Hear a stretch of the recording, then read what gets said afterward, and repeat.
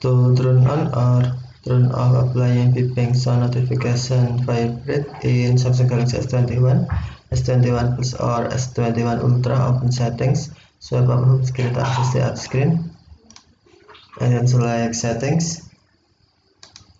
You can also open settings screen from notification panel. Swipe the notification panel and then tap settings icon. Scroll down settings screen, find accessibility. And then tap accessibility. Tap hearing enhancements.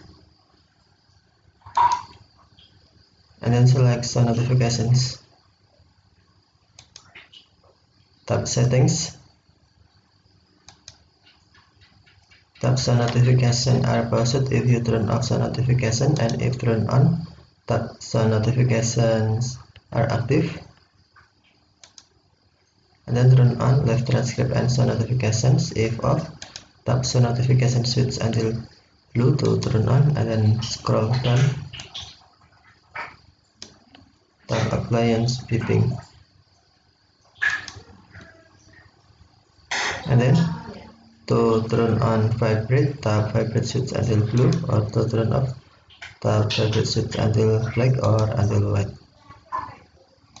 Tap switch until blue to turn on, or tap switch until white or black to turn off.